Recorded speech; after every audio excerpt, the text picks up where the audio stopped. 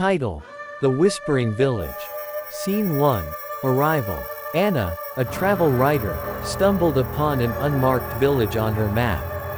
Her car broke down nearby, forcing her to seek help. She noticed the village was eerily quiet, its old houses shrouded in fog. An old man named Elias appeared, warning her not to stay past sundown. Scene 2. The Warning. Elias shared the tale of the village with Anna. Decades ago, the villagers had been cursed after they drove out a mysterious woman named Margot. He mentioned whispers that could drive a person mad if they stayed overnight. "The whispers come for those who are curious," he muttered. Scene 3. The Tavern. Anna ignored the warning and entered the village's only tavern. Inside, she met 3 other travelers: Jason, a photographer, Sarah, a historian, and Liam, a thrill seeker. They decided to explore the village together. The bartender, a stern woman named Beatrice, urged them to leave before dark. Scene 4. The Whispers begin. As the sun set, the group wandered through the abandoned village square. A chilling wind carried faint, disembodied whispers. Sarah deciphered an old inscription on a stone: "The one who listens will never escape." Suddenly, Liam heard his name in the whispers and ran toward the woods. Scene 5. Liam's disappearance. The group chased Liam into the woods, but he vanished without a trace. Jason found a tree with claw marks and blood, but no sign of Liam. The whispers grew louder, calling each of their names. Panic set in as Anna insisted they return to the tavern. Scene 6. Trapped. Back at the tavern, Beatrice revealed the truth. Margot's curse was real, and no one could leave once the whispers began. The group argued, but Jason stormed out to prove the curse false. Minutes later, his screams echoed through the village. When they found him, his eyes were missing, and his lips were stitched shut. Scene 7. Desperation. Elias returned, revealing he was the only survivor of the original curse. "The whispers want to claim you all," he said. Sarah tried to reason with him, but she succumbed to the voices, walking straight into the fog. Anna and Beatrice barricaded the tavern, but the whispers seeped through the walls. Scene 8. The Final Whisper. As dawn approached, Anna realized the whispers were inside her head. Beatrice was gone, leaving only her empty clothes. Elias handed Anna a dagger and whispered, "The only way to silence them is through sacrifice." The story ends with Anna gripping the dagger, unsure of whose sacrifice would end the nightmare. 12:20 seconds, 12:23 p.m. Mr. Unknown thinking face thinking face thinking face. Title: The Whispering Village, The Return. Scene 1. 10 years later. A decade after Anna's encounter in the Whispering Village, her niece, Lily, finds a tattered journal among Anna's belongings. The journal describes the horrors of the village, ending abruptly. Haunted by the mystery of her aunt's disappearance, Lily decides to find the Whispering Village. Her friend, Mark, a skeptic, agrees to accompany her. Scene 2. The Forgotten Path. Lily and Mark follow vague directions from the journal. The village isn't on any map, and locals refuse to talk about it. After hours of searching, they stumble upon the overgrown path leading to the village. The air feels heavier as they step into the familiar shroud of fog. Scene 3. The Echoes of the Past. The village looks unchanged but more decayed. Lily feels an eerie familiarity, though she's never been there. As night falls, whispers begin to echo. This time, they seem angrier, louder. Mark dismisses them as the wind, but Lily hears her name distinctly. They decide to stay in the tavern, now a crumbling ruin. Scene 4. Beatrice's Warning. Inside the tavern, they find an old mirror covered in dust. To their shock, Beatrice's reflection appears in the glass. She warns them, the village remembers. It wants blood. Lily demands answers about her aunt. Beatrice cryptically says, She paid the price, but the whispers never forget. Scene 5. The shadows awaken. The whispers intensify, and shadowy figures emerge from the fog, watching from a distance. Mark, now terrified, tries to leave, but the village paths keep looping back to the square. Lily finds her aunt's dagger near the old stone with the inscription, "The one who listens will never escape." Scene 6. The lost soul. As Lily searches for answers, she hears a faint voice calling her. She follows it to a dilapidated house and finds a spectral figure. It's Anna, her aunt. Anna looks pale and distant, her voice barely audible. She pleads, "You shouldn't have come. The whispers want you now." Scene 7. The sacrifice repeated. Anna reveals the truth. She sacrificed herself to quiet the whispers, but the village's curse is eternal. Only by breaking the stone's inscription can the curse end, she says. The shadows close in, dragging Mark away. Lily, clutching the dagger, realizes she must make a choice: destroy the stone or repeat her aunt's sacrifice. Scene 8. The breaking point. Lily faces the ancient stone as the whispers scream in rage. She drives the dagger into the inscription, shattering it. A blinding light erupts, and the shadows dissolve. Anna's spectral form smiles faintly before vanishing. When Lily wakes, the village is gone, replaced by an empty field. Mark is missing, and Lily is left wondering if she truly ended the curse, or merely passed it to someone else. 12:20 seconds, 12:25 p.m. Mr. Unknown thinking face thinking face thinking face. Title: The Whispering Village, The Eternal Curse. Scene 1. The Field of Silence. Years after escaping the Whispering Village, Lily is tormented by nightmares of the shadows and whispers. One evening, she receives a letter with no return address. The letter reads, "The whispers never die." It includes a photograph of Mark standing in the fog-covered village square. Scene 2. The Pull of the Village. Lily returns to the field where the village once stood. To her horror, the village has reappeared, looking more alive than before. She hears faint whispers calling her name. Determined to rescue Mark and end the curse once and for all, she steps back into the village, armed with Anna's dagger and a lantern. Scene 3. Mark's return. Inside the village, Lily finds Mark alive but changed. His eyes are hollow, and he speaks in riddles, claiming he's part of the village now. He warns Lily that the whispers are growing stronger and have found a new host, her. "You broke the stone, but the curse was never in the words. It's in the village itself," he says. Scene 4. The Watchers.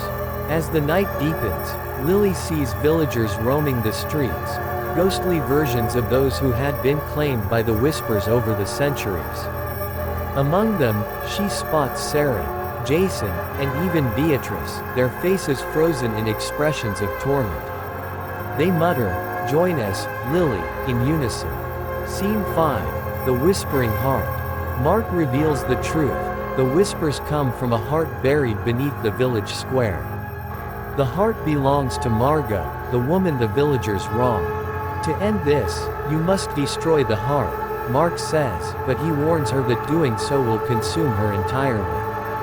Scene 6. The Descent.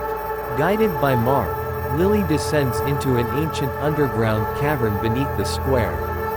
The whispers grow deafening as she approaches a pulsating, blackened heart encased in roots and stone. Faces appear in the roots, those of all the villagers claimed by the curse, including Anna. Scene 7. The Final Choice. The heart begins to speak in Margot's voice, offering Lily a choice: join the village as its guardian and spare herself, or destroy the heart and release everyone at the cost of her soul. Mark urges her to destroy it, but the whispers beg her to stay, promising she will see Anna again. Scene 8. The End of the Curse. Lily plunges the dagger into the heart. The cavern shakes violently as the heart disintegrates, releasing a wave of light. The whispers turn to screams and then silence. Lily collapses as the village crumbles around her. When she wakes, she is alone in the empty field, with no sign of the village or mark. Anna's voice echoes faintly in her mind, saying, "You freed us, Lily." But the whispers will always find a way. 12:20 seconds, 12:26 p.m. Mr. Unknown thinking face thinking face thinking face. Title: The Whispering Village, The Whisper Reborn. Scene 1. The Lingering Echoes. Months after Lily destroyed the heart, she begins hearing faint whispers again. At first, they come in dreams, but soon they invade her waking moments. She wonders if the curse ever truly ended or if it has now become a part of her. Desperate for answers, she seeks out a historian named Evelyn, known for researching cursed places. Scene 2. Evelyn's Revelation. Evelyn confirms that the Whispering Village is part of a larger pattern, other cursed villages with similar tales of whispers and mysterious disappearances. She shows Lily an ancient map with marks for these locations. Strangely, one of the marks lies near Lily's childhood home, a place she hasn't visited in years. Scene 3. Returning home. Lily returns to her childhood town, a quiet, sleepy place surrounded by dense woods. As she explores the area, she discovers strange carvings on the trees and hears faint whispers calling her name. Evelyn joins her, bringing old texts that suggest the curse might have originated here long before Margot's time. Scene 4. The First Curse. Evelyn deciphers the carvings, which tell the story of a witch named Alara, who was betrayed by her own village centuries ago. Her dying words cursed the land to echo her voice for eternity, passing from one village to another, feeding on fear and despair. Margot was merely the latest vessel for the curse. Scene 5. The Marked Ones.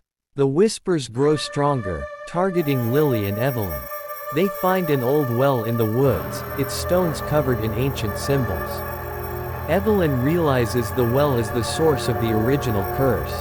As they approach, shadows begin to rise from the ground, forming shapes of villagers past, including Margot and Anna. Scene 6. The Well's Bargain. The whispers emanating from the well offer Lily a deal. If she willingly becomes the new guardian of the curse, the voices will leave the rest of the world in peace.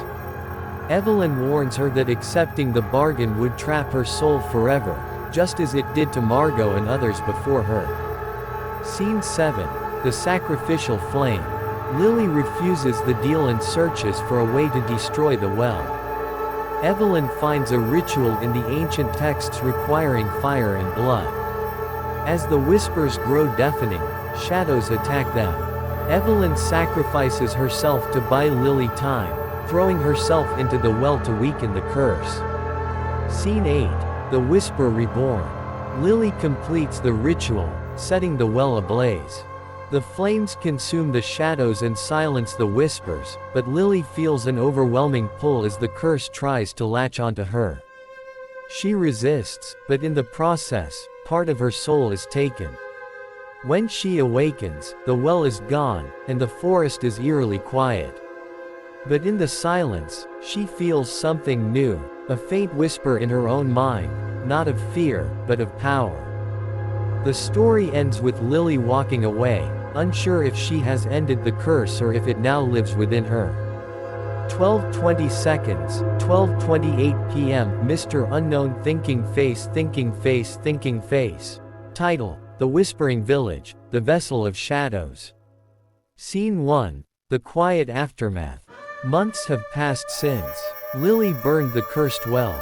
The whispers have faded, and the forest near her childhood home seems normal again. But Lily can't shake the feeling that something has changed within her. She begins to experience strange visions of shadowy figures and hears faint whispers that only she can control. Scene 2. The First Signs. One day, while walking in the woods, Lily encounters a young boy named Oliver who has lost his way. As she tries to help him, she notices shadows flickering unnaturally around him. When the boy thanks her, he whispers, "They're watching you." Before she can question him, he vanishes into the trees. Scene 3. Evelyn's notes. Lily searches through Evelyn's remaining texts and journals, hoping to find answers. One entry stands out. If the curse cannot be destroyed, it will choose a vessel. The vessel does not suffer, but becomes its keeper, its voice, its shadow. Lily realizes the curse hasn't ended, it has chosen her. Scene 4. The village reborn.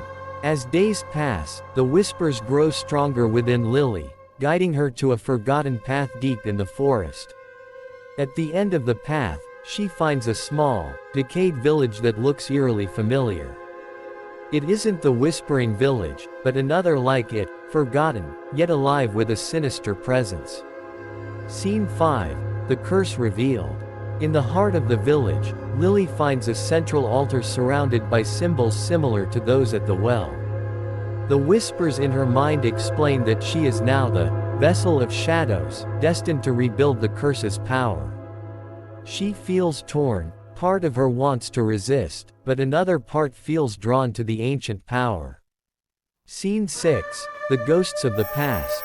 While exploring the new village, Lily encounters spectral figures, shades of people claimed by the curse over centuries. Among them are Evelyn, Anna, and even Margot. They warn her that the curse will consume her entirely unless she willingly embraces her role as its vessel. Scene 7. The test of power. Lily begins to understand the extent of her newfound abilities. She can command shadows, summon whispers, and manipulate the fears of others. But these powers come at a cost. Her humanity begins to slip away. When she encounters a group of hikers in the forest, she accidentally unleashes the whispers on them, leaving them paralyzed with terror. Scene 8. The final choice. Standing at the altar, Lily faces the ultimate decision. 1. Fully accept her role as the vessel, embracing the curse and ensuring its survival for centuries to come. 2. Use her powers to destroy the altar, risking her life and soul in the process.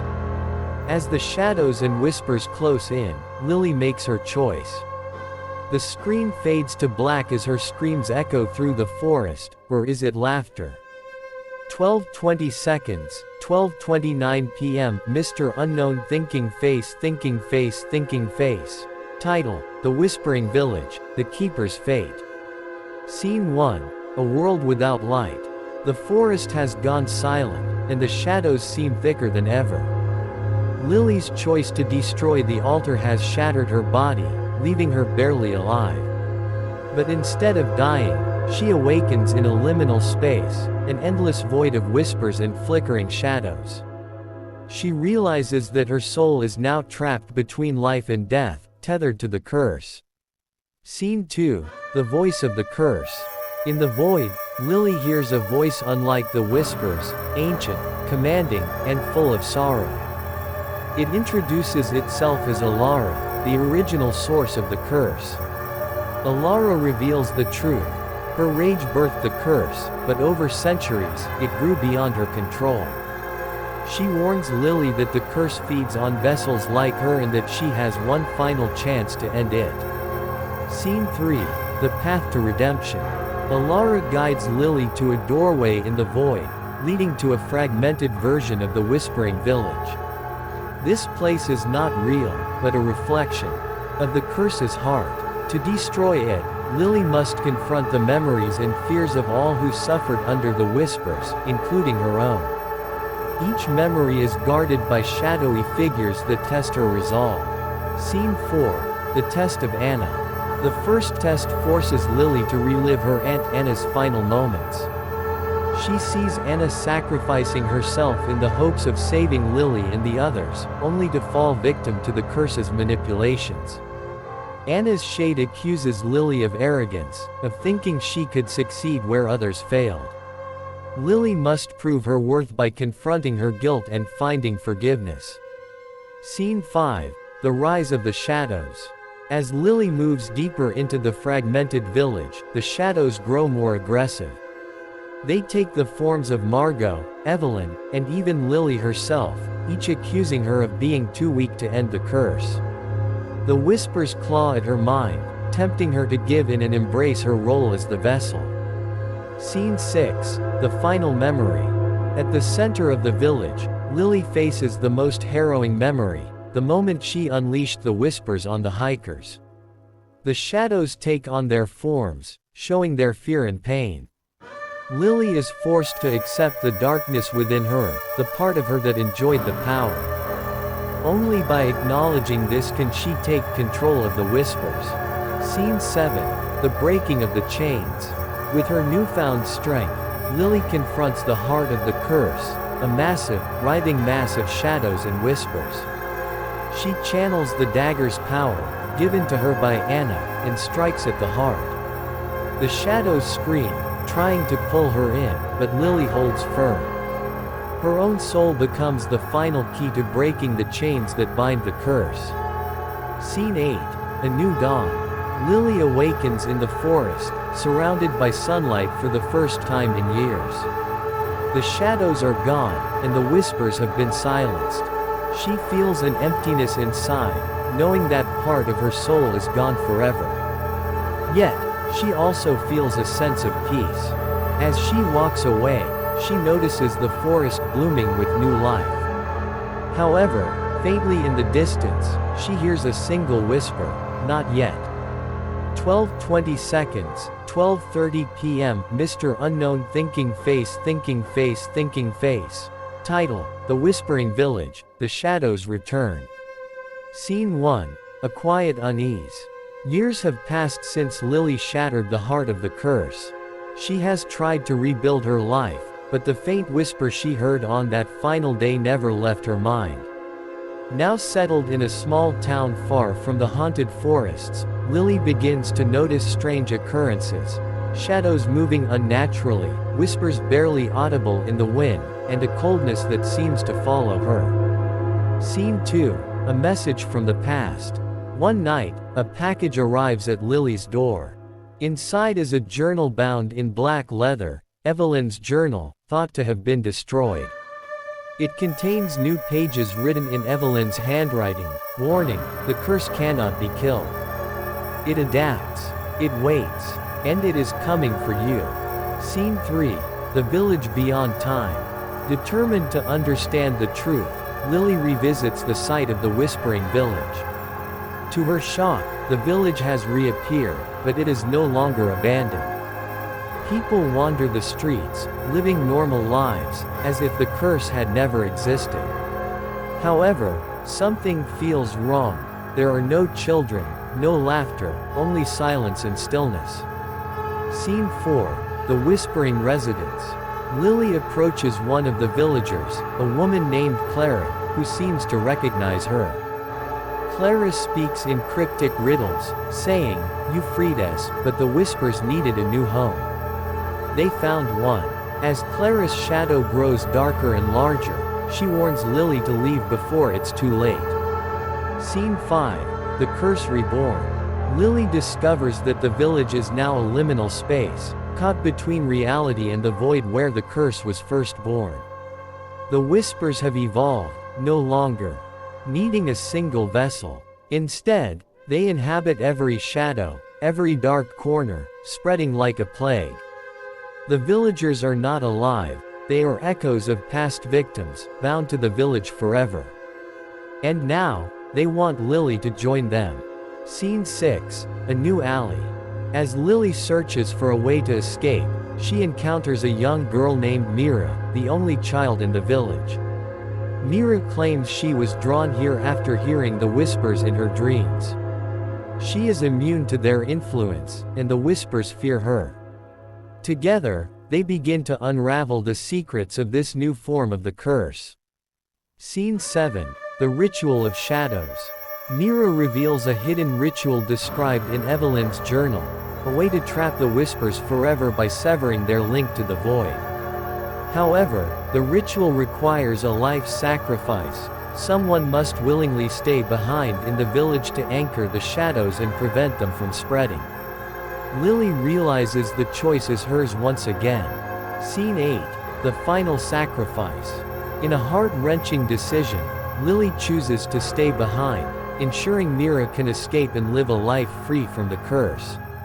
As the ritual begins, the Whispers scream in fury, their shadows lashing out. Lily holds firm, completing the incantation and binding the Whispers to the village. Mira escapes, watching as the village crumbles into darkness, taking Lily with it. In the silence that follows, she hears no whispers, only the wind. But as she walks away, Mira notices her own shadow flicker unnaturally, hinting that the curse may not be gone after all. 12:20 seconds, 12:31 p.m. Mr. Unknown thinking face thinking face thinking face. Title: The Whispering Village, The Eternal Echo. Scene 1. A world without whispers. Years after Mira escaped the collapsing village, the whispers have faded from the world. The forests are no longer haunted, and shadows seem ordinary again. Mira has grown into a young woman, carrying with her the memory of Lily's sacrifice. She believes the curse is finally gone. But one night, she dreams of Lily, standing in the void, her face pale and eyes filled with sorrow.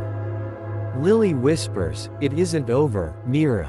You must prepare." Scene 2. A shadow awakes. The next day, Mira notices strange occurrences. Her shadow flickers under moonlight, voices call her name in the distance, and animals avoid her presence. She realizes that while the whispers were contained in the village, a fragment of the curse latched onto her shadow when she escaped. Desperate, she seeks answers in Evelyn's journal, now her most valuable possession. One entry stands out: the curse is not bound by places, nor vessels. It is an idea, an echo of rage, and it only needs one host to begin again. Scene 3. The Gathering Storm.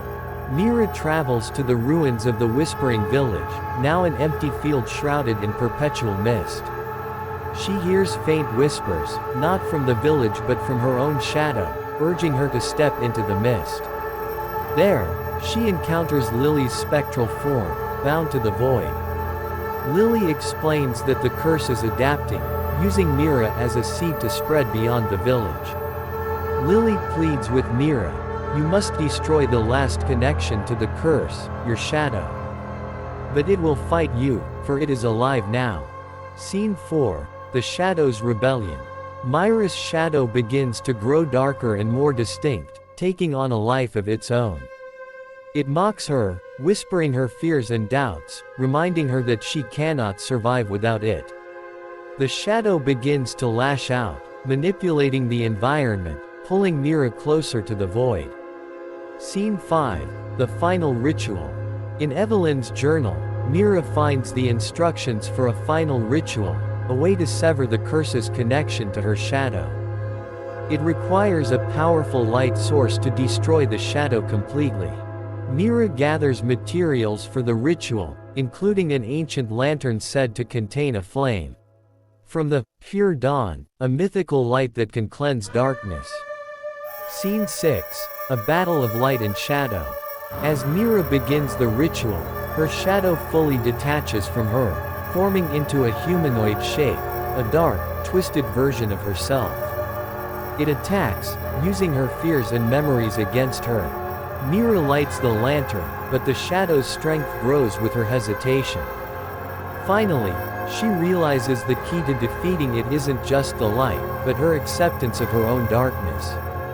She embraces her fears, refusing to let them control her. The shadow weakens, screaming as Mira shines the lantern's pure light upon it. Scene 7. The Whispers End. The shadow disintegrates, releasing a wave of energy that clears the mist and silences the whispers forever. Mira collapses, exhausted, but alive. For the first time, the air feels truly still, and she knows the curse has finally been extinguished. Scene 8. A New Dawn. Mira returns to her town, where life resumes peacefully. The forests bloom, and the villagers laugh without fear. She keeps Evelyn's journal as a reminder of the darkness she faced and the sacrifices made by those before her. As Mira stands in the sunlight, her shadow stretches out before her. For the first time, it moves naturally, no longer flickering or whispering. She smiles, knowing the curse is truly gone. But as the wind rustles the leaves, she hears Lily's voice one last time.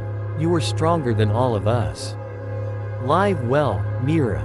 And with that, the whispers fall silent forever. The Shadow Hound. In the quiet town of Blackridge, nestled deep in the misty hills, people told tales of the Shadow Hound, a spectral dog that brought death wherever it roamed. Most dismissed it as a local legend, a story to scare children into staying indoors at night. But Anna, a skeptical young journalist, decided to uncover the truth behind the myth. Anna had recently moved into an old cottage at the edge of town. The cottage was rumored to be one of the Shadow Hound's haunting grounds. It seemed like the perfect place to investigate the legend. Her only companion was her loyal German shepherd, Max, a brave and protective dog who never left her side. The first few nights were uneventful, though Anna noticed Max behaving oddly. He would growl at corners of the room, his ears pinned back and his fur standing on end. At first, she thought it was just the new environment unsettling him. But on the fourth night, everything changed. Anna woke to the sound of low, guttural growling. Max was standing at the bedroom door, staring into the hallway. His body was rigid, his teeth bared. Anna flicked on the bedside lamp, her heart pounding. The hallway was empty, but she could feel an oppressive chill in the air. She tried to calm Max, but he wouldn't budge. Then, she heard it, a faint, echoing howl that seemed to come from nowhere and everywhere at once. It sent a shiver down her spine. Determined to face her fear, Anna grabbed a flashlight and ventured into the hallway, Max close by her side. The air grew colder as she walked, and the shadows seemed to ride on the walls. Suddenly, Max stopped and barked furiously at the end of the hall. Anna swung her flashlight around, and her breath caught in her throat. Standing there, illuminated by the beam, was a massive black dog with eyes like burning coals. Its fur shimmered unnaturally, as though it were made of smoke. The creature growled, a deep, bone-chilling sound that seemed to vibrate through her very soul.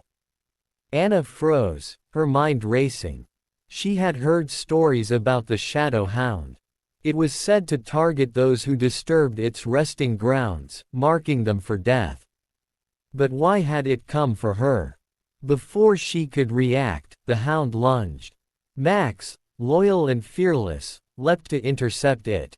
The two animals clashed in a blur of fur and shadow. Anna screamed, but the hound's growls drowned out her voice. As she backed away, her flashlight fell, plunging the hallway into darkness. She fumbled for her phone, using its light to illuminate the scene. Max was fighting valiantly, but the hound was unlike anything she had ever seen. It seemed to absorb the light, its smoky body shifting and reforming with every movement. Suddenly, the hound turned its fiery eyes on Anna. She felt a wave of dread wash over her as it growled and began to approach. Max, battered but undeterred, charged at the creature again, biting and clawing with all his strength. Anna realized she had to do something. She remembered the old tales mentioning that the Shadow Hound could be banished by light, a symbol of purity. She ran to the kitchen, grabbing a silver candle holder and a box of matches. Rushing back, she lit the candle and thrust it toward the hound. The creature recoiled, snarling. Its smoky form began to waver, and its eyes dimmed. Max barked furiously, his voice echoing in the darkness. With a final, deafening howl, the Shadow Hound dissolved into the air, leaving behind only silence and the faint scent of burning. Anna dropped to her knees, clutching Max, who was panting heavily but alive. Tears streamed down her face as she hugged him tightly. She knew they had faced something beyond comprehension, something truly evil. The next day, Anna packed her belongings and left Blackridge, vowing never to return. But even as she settled in a new town, she couldn't shake the feeling that the shadow hound was still watching, waiting for the right moment to return. And sometimes, late at night, Max would growl softly at the shadows, as if he could still sense the lingering presence of the creature they had barely escaped. The cabin that shouldn't exist. The rain began as a soft drizzle, a gentle rhythm tapping on the hood of my jacket as I ventured deeper into the woods. Solitude and silence were my refuge. Nothing calmed me like the stillness of a forest at dusk. The world felt distant, the air crisp and alive. But then the silence shifted. I stopped mid-stride, my breath catching in my throat. A sound, soft, melodic, rose above the rain. At first I thought it was the wind whistling between the trees, but it wasn't random, it was rhythmic, like a low hum. Scanning my surroundings, I saw nothing but the darkening woods. The air grew heavier, a low mist creeping over the forest floor, coiling around my boots. My pulse quickened as the humming grew louder. Then came a voice, faint yet distinct, carried by the wind. "You shouldn't be here." My head snapped toward the sound, but the forest remained empty. Shadows stretched between the trees, and the sinking sun made the woods feel infinite and confining at once. I should have turned back. I knew that. But instead, I stepped forward, drawn by something I couldn't name. The trail had disappeared beneath layers of wet leaves, but I kept walking. Time felt elastic. An hour, maybe 2, had passed since I first heard the humming. My legs ached, the chill of the rain settling in my bones. That's when I saw it. The cabin stood between 2 ancient, gnarled trees. Its slanted roof sagged as if the weight of time had bent it, and its warped wooden walls seemed barely able to hold themselves up. The windows were caked with grime, dark and impenetrable. It didn't belong here. There were no maps, no signs of human settlement this deep in the forest. I should have turned back. Every instinct screamed at me to leave, but the door creaked open. A rocking chair on the porch swayed gently, though the air was eerily still. And then, as though summoned, a figure stepped out onto the porch. The man was ordinary, too ordinary. His plaid shirt and faded jeans were unremarkable, but his eyes were wrong, dark, unreadable, like twin voids. "Welcome," he said, his voice calm and too soft. "You shouldn't be out here alone." The inside of the cabin was unexpectedly warm, the fire crackling in the hearth.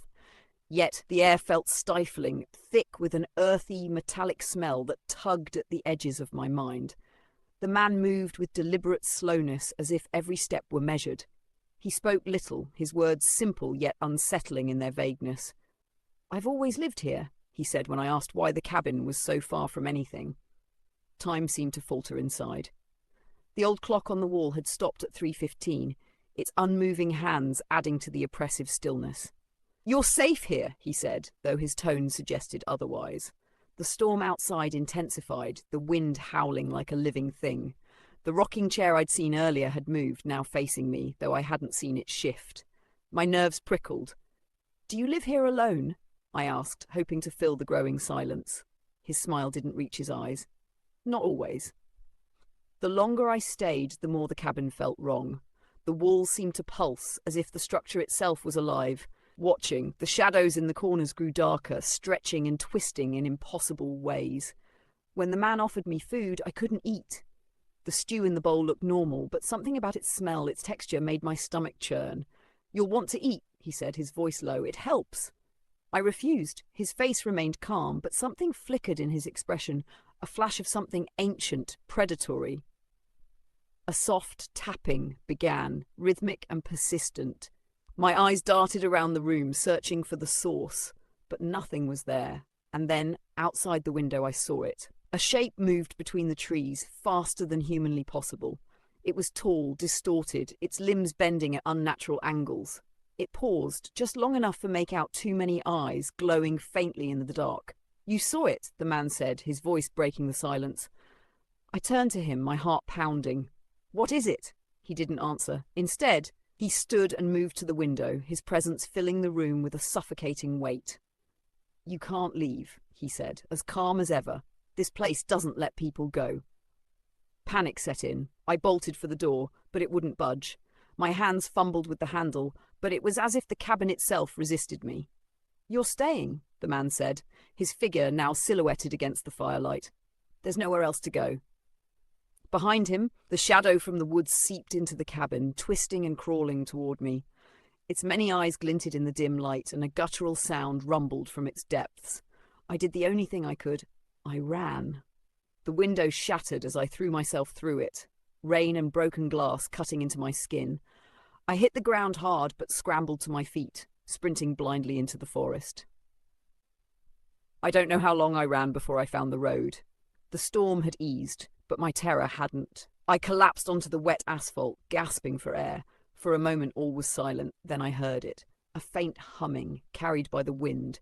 I looked down at my wrist and froze. There, etched into my skin, was a symbol, a dark mark that pulsed faintly as if alive. Deep down I knew. I hadn't escaped. Not really.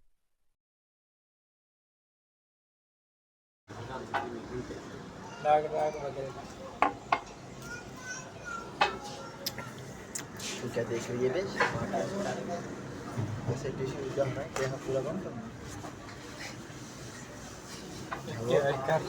वो बर्तन दो बेटा।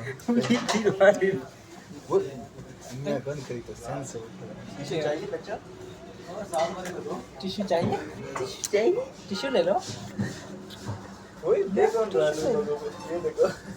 यार tissue ले लो। Tissue चाहिए? Tissue ले लो पागल। हम भी चला लेते हैं तो हमें वंस अजो इथे ला इजी टच घर नहीं जुड़े काबू चले पे वीडियो बन रोक रोक सरवने मंडे चल चल ऊपर ऊपर घोड़ा नहीं होते एक बजाओ नहीं कोई यार The truck driver and the Jinn woman. It was a cold winter night on the desolate highway cutting through the Balochistan mountains. Asif, an experienced truck driver, was hauling a load of goods from Karachi to Quetta. The road was infamous for being treacherous, not just because of its winding curves, but also because of the eerie stories whispered by fellow truckers. Asif didn't believe in supernatural tales. His motto was simple: keep your eyes on the road and your mind clear. But that night, something felt different. The moon hung low in the sky, casting an eerie glow over the barren landscape. The air was heavy, almost suffocating, and an unnatural silence blanketed the area. Even Asif's radio, his only companion on such lonely nights, started to crackle with static. Suddenly, as he rounded a sharp bend, he saw a figure standing in the middle of the road. Asif slammed the brakes, tires screeching as the massive truck skidded to a halt mere inches from the figure. His heart raced as he squinted through the windshield. It was a woman. She was dressed in white, her long black hair cascading down her back. She stood unnaturally still, her face obscured by shadows. Asif rolled down the window slightly. "Are you okay? What are you doing here in the middle of nowhere?" he called out, his voice steady but cautious. The woman raised her head, and Asif felt a chill run down his spine. Her eyes glowed faintly, an unnatural light that seemed to pierce through him. Despite the cold night, she was barefoot, her pale skin glowing under the moonlight. "I need a ride," she said, her voice soft but echoing unnaturally, as if coming from all around him. Asif hesitated. Picking up strangers was against his personal rule, especially on such a night, but something compelled him to nod. "Fine, get in," he said, opening the passenger door. The woman climbed into the truck silently. Asif couldn't help but notice that she didn't seem to disturb the seat. There was no creak, no shift in the truck's balance. Trying to shake off his unease, he started the engine and pulled back onto the road. For a while, neither of them spoke. Asif focused on driving, but he couldn't ignore the heavy, oppressive atmosphere inside the cab. He glanced at her from the corner of his eye. She sat perfectly still, her hands folded neatly in her lap, staring straight ahead. "Where are you headed?" Asif finally asked, trying to break the silence. "Far," she replied, her voice devoid of emotion. Her cryptic answer didn't sit well with him. He noticed something strange. Her reflection wasn't visible in the side mirror. His grip on the steering wheel tightened. Are you from around here? He asked cautiously. I've been here for a long time, she said, turning to face him. Her eyes locked onto his, and he felt an overwhelming sense of dread. It was as if her gaze was peeling away layers of his soul. Asif's instincts screamed at him to stop the truck and make her leave, but he felt paralyzed. The truck began to feel colder, and the air grew heavier with each passing mile. Suddenly, the woman spoke again. Do you believe in spirits? Asif swallowed hard. No, he lied. She smiled, a cold, bone-chilling smile. You should. Before Asif could respond, the radio crackled back to life, but instead of music or voices, it emitted a strange, guttural sound. The truck's headlights flickered, and the engine groaned as if struggling to move. Panicked, Asif glanced at the woman again. She was no longer sitting. She was hovering, her feet inches above the floor, her form shimmering like a mirage. Her eyes glowed brighter, and her hair floated around her as if caught in an invisible wind. You shouldn't have stopped, she hissed, her voice no longer soft but a menacing growl. The truck swerved as Asif lost control, his hands trembling on the wheel. He muttered prayers under his breath, his heart pounding like a drum. Let me go, he shouted, his voice cracking. The woman let out a laugh, a haunting, echoing sound that filled the cab. You can't escape me, she said. I am bound to these roads. Every foolish traveler who dares to stop becomes mine. Asif's mind raced. He remembered an old story his grandmother had told him about warding off evil spirits. Desperate, he reached into his pocket and pulled out a small amulet she had given him years ago. Holding it tightly, he shouted, Leave me alone. I seek refuge in the Almighty. The woman let out a deafening scream, her form flickering like a dying flame. The truck's engine roared back to life, and the oppressive cold lifted. When Asif finally mustered the courage to look at the passenger seat, it was empty. The woman was gone, but the faint scent of burning lingered in the air. Asif didn't stop driving until he reached the next truck stop, where he recounted his harrowing encounter to fellow drivers. Many nodded knowingly, sharing similar tales of the mysterious Jinn woman who haunted the highway. From that night on, Asif never doubted the existence of the supernatural. He kept his grandmother's amulet close and made a vow to never stop for strangers on lonely roads again. Would you like a shorter version or additional details about Jinn lore? Here's a thrilling and terrifying story set in a dense forest, involving 2 boys and 5 girls. It comes with a moral at the end. The shadows of Blackwood Forest. Deep in the heart of Blackwood Forest, a group of 7 friends decided to camp for a night. There were 2 boys, Ryan and Ethan, and 5 girls, Sophia, Lila, Grace, Emma, and Chloe. Known for their love of adventure, the group ignored the warnings of locals who spoke of happenings in the forest. They reached the forest in the late afternoon. Blackwood was unlike any place they had ever seen. Tall, ancient trees twisted their branches into eerie shapes, and an unnatural silence blanketed the area. The air seemed heavy, carrying whispers that none of them could quite understand. The mysterious cabin. As night fell, the group stumbled upon an old, abandoned cabin. Against Ryan's better judgment, the group decided to set up camp nearby. Inside the cabin, they found strange symbols carved into the walls and an ancient book lying on a dusty table. Chloe, ever curious, picked it up and started flipping through its pages, despite warnings from Ethan to leave it alone. The book contained dark illustrations and strange words written in a language none of them understood. "This is creepy, but kind of cool," Chloe said, laughing nervously. The others joined in, trying to shake off the uneasy feeling creeping up their spines. The ritual unleashed. Sophia dared Chloe to read one of the strange chants aloud. Hesitant but eager to prove her bravery, Chloe recited the words. As soon as she finished, the wind outside began to howl, and the cabin's lanterns flickered violently. A deep, guttural growl echoed through the forest. Terrified, the group bolted out of the cabin and into the dark forest, but it was as if the forest had come alive. The paths twisted and turned, leading them back to the cabin every time. The vanishing. One by one, strange things began to happen. Lila heard someone whisper her name and wandered off, vanishing into the shadows. When the group noticed she was gone, they frantically searched, but there was no trace of her. Next, Grace screamed as invisible hands seemed to grab her, dragging her into the darkness. The remaining 5 huddled together, trembling with fear as the growling grew louder. The ghostly encounter.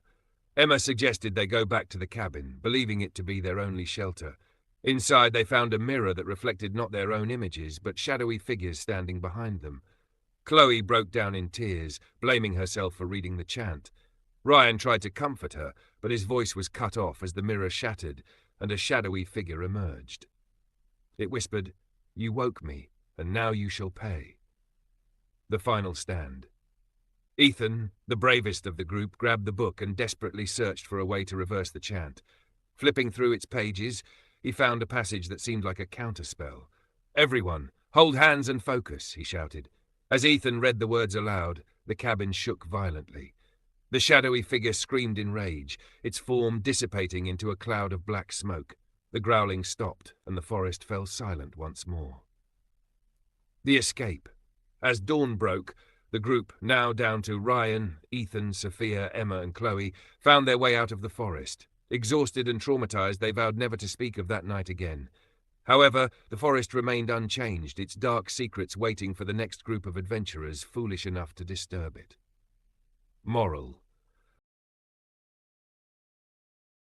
Haunting of Shadow Cave. Nestled deep in the rugged mountains of Montana was a cave known only as Shadow Cave. For generations, locals whispered about its dark history. They claimed it wasn't just a cave, it was a gateway to another world. Few dared to venture near it, and those who did often returned shaken, unable to speak of what they had seen. Among the daring was a group of friends: James, Mia, Luke, and Sarah. They were avid explorers and skeptics of ghost stories. When they heard about Shadow Cave, they couldn't resist the challenge. Armed with flashlights, ropes, and cameras, they decided to unravel the mystery. The group reached the cave on a chilly October evening. As they stood at the entrance, an unsettling silence surrounded them. No birds chirped, no wind rustled through the trees. It was as if the cave absorbed all sound. "Let's do this," James said, trying to mask the unease in his voice. As they entered, the air grew colder. The light from their flashlights barely penetrated the inky darkness. Strange symbols were etched into the walls, unlike any writing they had seen before. "Looks ancient," Mia whispered. As they ventured deeper, the narrow passages widened into a vast chamber. In the center lay a massive stone altar. Around it were scattered bones, human and animal. This isn't right," Sarah stammered, stepping back. Suddenly, their flashlights flickered. A chilling wind swept through the chamber, though there was no visible source. Then came the whispering, a cacophony of voices speaking in a language none of them understood. "Did you hear that?" Luke asked, his voice trembling. Before anyone could answer, the ground beneath them trembled. From the shadows, a figure emerged. It was humanoid but unnervingly tall, with glowing red eyes and clawed hands. Its face was obscured by a hood, but its presence radiated pure malice. "Run!" James shouted. They sprinted back the way they came, but the cave seemed to shift and change, turning into a maze. The whispers grew louder, turning into screams. Sarah tripped and fell, her flashlight skittering away. "Help me!" she cried, but the figure was upon her in an instant. The others could only watch in horror as it dragged her into the darkness. Her screams echoed and then abruptly stopped. Terrified, the remaining three pushed forward, desperate to find the exit. They stumbled upon a narrow passage that seemed familiar. Just as they neared the entrance, the figure reappeared, blocking their path. In a moment of desperation, Mia threw her flashlight at the creature. It shattered, and the sudden burst of light seemed to disorient it. Seizing the chance, they ran past and burst out of the cave into the safety of daylight. When they turned back, the entrance to Shadow Cave was gone, as if it had never existed. To this day, James, Mia, and Luke refused to speak of what happened that night. Sarah was never found, and Shadow Cave remains a chilling legend. Some say the cave reappears every few years, waiting for its next victims. Would you like this story to be modified or continued? A shadow in the cradle. In a small, desolate village surrounded by dense forests, there was an ancient house at the edge of a steep hill. The locals whispered stories about the house, saying it was cursed by a dark entity. It was said that no one dared to live there for centuries, for every child born in that house either disappeared or turned into something unnatural. But one family didn't believe in the stories. Rafiq and his pregnant wife, Zara, had recently moved into the village, hoping to escape the city's chaos. The house was cheap, too cheap. Desperate and eager to save money for their unborn child, they decided to ignore the warnings and buy it. The day they moved in, the village avoided them, their faces pale with dread. An old woman, bent with age and carrying a bundle of herbs, stopped Rafiq on the way. Her voice was barely above a whisper. "Leave this place," she said. "No child born here has ever lived to see its first birthday." Rafiq laughed nervously, brushing her off. Zara, however, felt a chill run down her spine. But she said nothing, unwilling to upset her husband. That night, as they unpacked, Zara felt uneasy. The house was eerily silent. The old wooden floors creaked under their feet, and shadows danced strangely in the dim light of their lantern. As Rafiq carried boxes upstairs, Zara sat in the living room, her hand resting on her swollen belly. Suddenly she heard it, a faint cry like that of an infant. She froze. "Rafiq," she called out, her voice trembling. He appeared at the top of the stairs. "What is it?" "Did you hear that?" "Hear what?" She hesitated. The sound was gone. "Nothing," she murmured, forcing a smile. But as the night deepened, the cries grew louder. At first, Rafiq dismissed it as Zara's imagination, blaming the stress of pregnancy. But when the cries began to echo through the walls, he couldn't ignore them anymore. They searched the house, but there was no baby, only the cold, empty rooms and the faint scent of earth and decay. The shadow appears. Over the next few weeks, Zara's condition worsened. She grew pale and weak, haunted by nightmares of a shadowy figure standing over her bed, whispering in a language she couldn't understand. The baby, she said, kicked violently whenever the shadow appeared in her dreams. Rafiq tried to comfort her, but he too was beginning to feel the weight of the house. Doors slammed shut on their own, whispers echoed in the halls, and at night they heard the unmistakable sound of tiny footsteps running across the floor. One night, as Rafiq was returning from the market, he met the old woman again. She grabbed his arm, her grip surprisingly strong. "It's not too late," she said. "The shadow feeds on fear. If you stay, it will take the child." Rafiq shook her off, but her words lingered in his mind. When he returned home, he found Zara sitting in the nursery they had prepared, staring blankly at the empty cradle. "Zara?" he said softly. She didn't respond. Her eyes were fixed on the cradle, her lips moving silently. When he touched her shoulder, she turned to him, her face pale as death. "It's here," she whispered. "It's watching. The ritual." Desperate, Rafiq went back to the old woman, begging for her help. She told him the house was cursed by a jinn, a dark spirit bound to the land by blood and vengeance. It had been summoned centuries ago by a grieving mother who lost her child. The jinn was supposed to bring the child back, but instead cursed the land, ensuring that no child could live there in peace. "There's only one way to end it," the old woman said, handing him a bundle of herbs and a small vial of oil. "Burn these in the cradle and recite this prayer. But beware, the jinn will try to stop you." That night, as Zara slept, Rafiq prepared for the ritual. The house seemed alive, the walls groaning and the air growing colder with every passing moment. As he lit the herbs in the cradle, the cries began again, louder and more piercing than ever. Shadows swirled around the room, and the temperature dropped so low that his breath came out in visible puffs. "Leave," a deep, guttural voice boomed. But Rafiq didn't stop. He recited the prayer, his voice shaking but determined.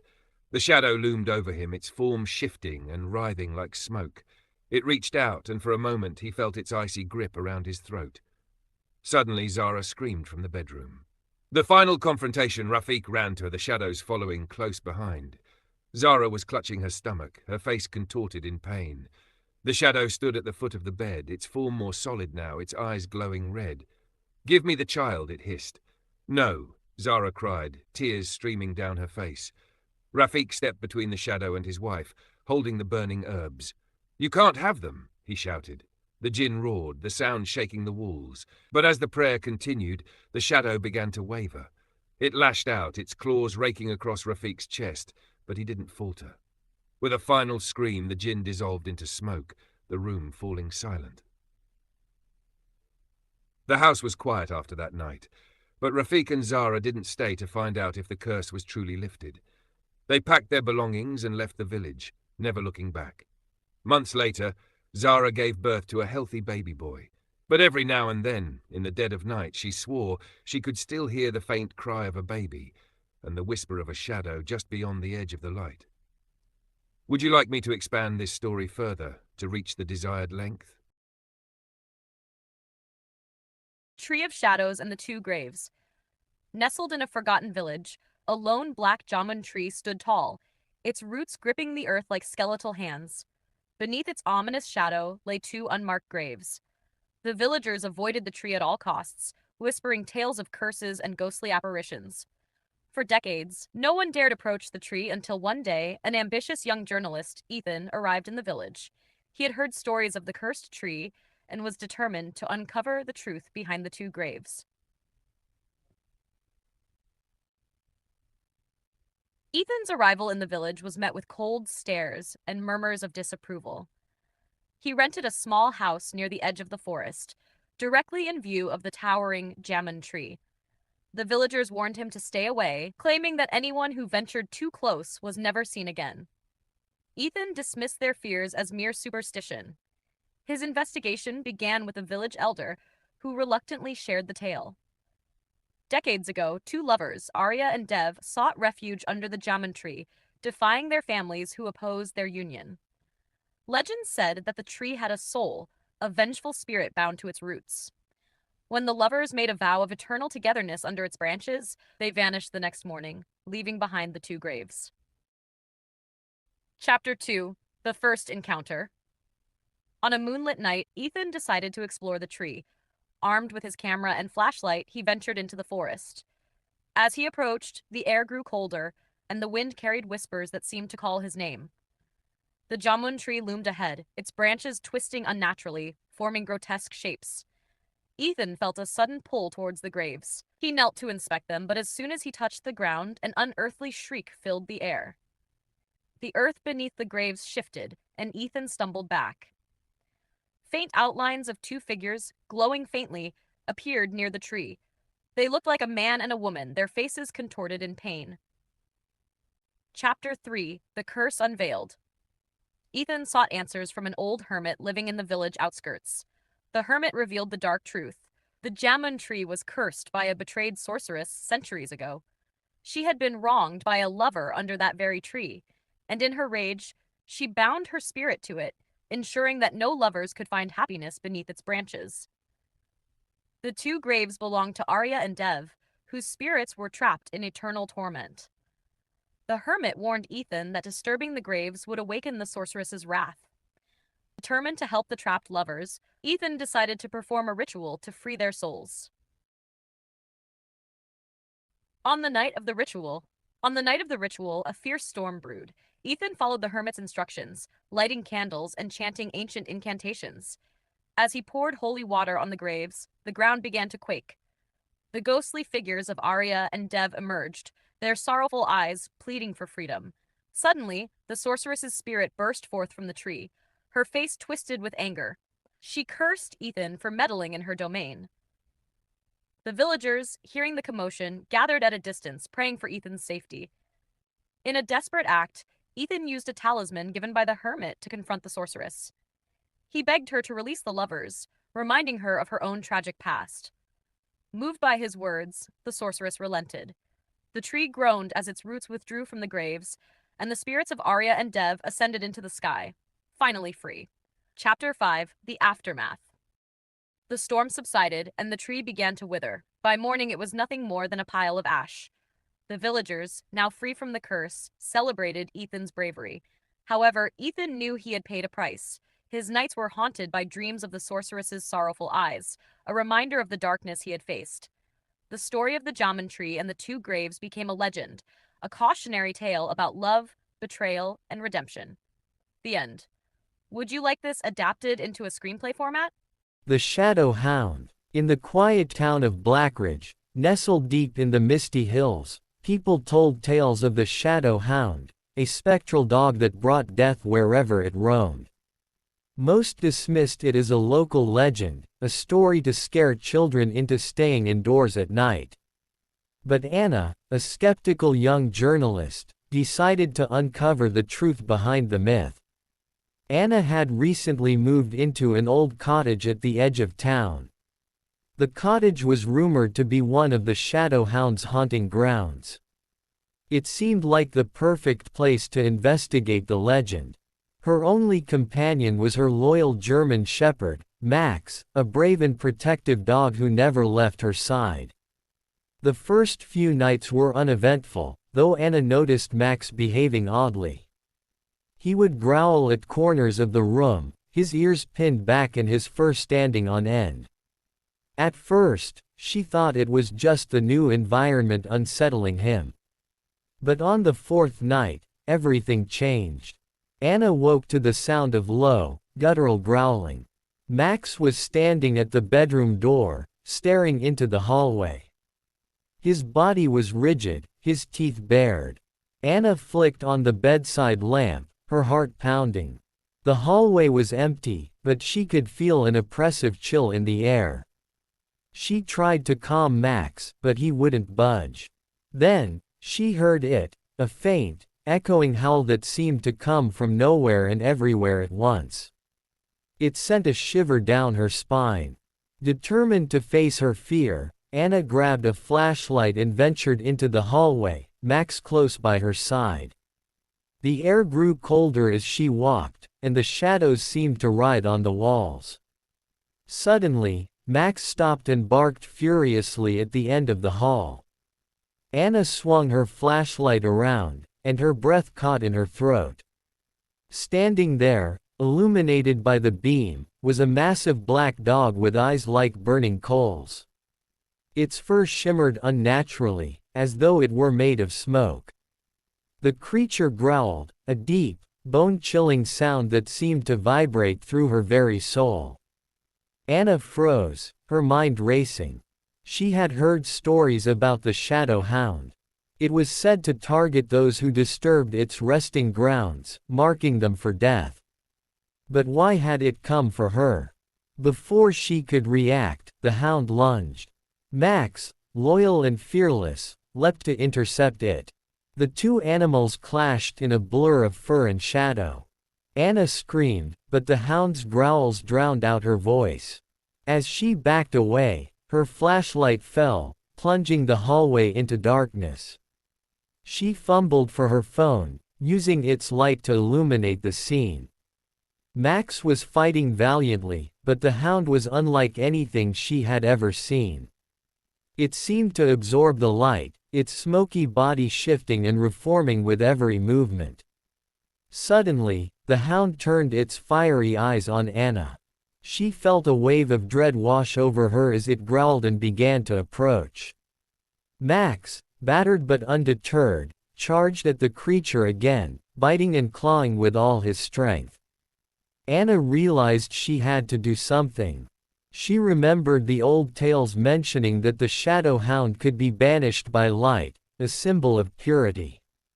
She ran to the kitchen, grabbing a silver candle holder and a box of matches.